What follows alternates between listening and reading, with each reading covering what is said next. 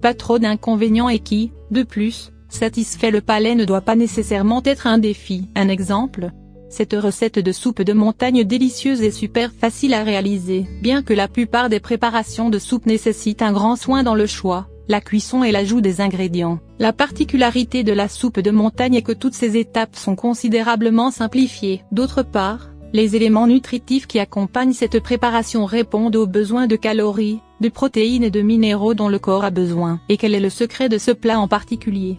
Mélangez les différents types de protéines. Il y a du porc, jambon serrano, et des légumes tels que l'ail, l'oignon et le persil, qui, ensemble, rassasient et nourrissent en même temps. En effet, cette recette contient jusqu'à 60% de divers légumes, ce qui permet un équilibre parfait. Il convient de noter que cette soupe en particulier est fortement recommandée pour les personnes ayant un déficit, comme l'anémie. D'autre part, la soupe de montagne est une excellente option pour ceux qui veulent une contribution énergétique qui les maintient actifs et ne génère en aucun cas un sentiment de lourdeur extrême, comme d'autres types de soupe ou de bouillon. Comment préparer cette recette de soupe de montagne? Cette délicieuse soupe de montagne vous fournira les gras sains dont votre corps a besoin et gardera le mauvais cholestérol ou le LDL à distance. Elle contient également l'ingrédient vedette de la cuisine méditerranéenne, l'ail. Ingrédients: 3 œufs, un gros oignon, 50 g. 7 gousses d'ail, 25 g, 2 branches de persil fraise, huile d'olive extra vierge, 3 cuillères à soupe de sel, 75 g, 5 tomates moyennes, 750 g, une tasse d'amandes entières, 100 g, 2 grosses tranches de jambon, 200 g, 4 tranches de pain de blé, 300 g. Préparation: tout d'abord, assurez-vous de bien laver tous les légumes. Ensuite, à feu doux, placez une casserole avec de l'eau. Laissez réchauffer, petit à petit, pendant 20 minutes. Une fois que l'eau est presque au point d'ébullition, ajoutez les œufs.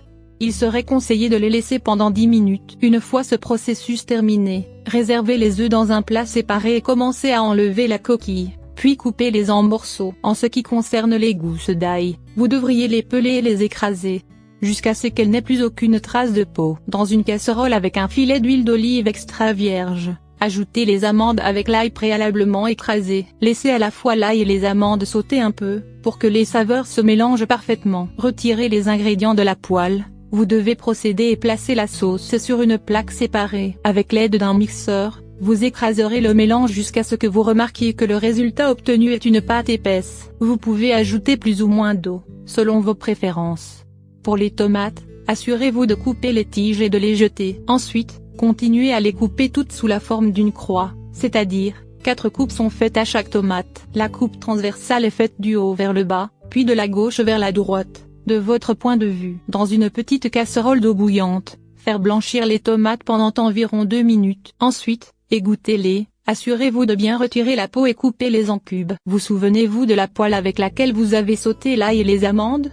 Ne la lavez pas encore. Dedans, vous placerez l'oignon, préalablement coupé en petits dés, et commencez à les faire sauter encore une fois. Rappelez-vous que les ingrédients ont besoin de temps pour acquérir la saveur désirée. Lorsque l'oignon est doré, ajoutez les tomates. Faire cuire à feu doux pendant 20 minutes. Maintenant, prenez le jambon serrano, coupez-le en cubes, avec un soin extrême. L'idée est de tirer le meilleur parti de la quantité de jambon. Ajoutez le jambon coupé en tranches au mélange d'ail et de pâte d'amande. Mélangez la combinaison jusqu'à l'obtention d'un mélange homogène. Ensuite, ajoutez 5 verres d'eau, l'eau dure et mettez le tout dans une casserole avec le mélange et laissez cuire 15 minutes. Coupez le pain en petits morceaux et le mettre à frire dans la poêle avec de l'huile végétale. Enfin, vous pouvez servir votre préparation et profiter d'un repas délicieux et sain. Des gâteaux au micro-ondes, simples et rapides pour réaliser de délicieux desserts au micro-ondes. Découvrez ces astuces et cette recette maison, vous n'en serez pas déçus. Lire plus précédent 6 différences entre l'amour et l'habitude et suivant 6 remèdes contre la douleur osseuse.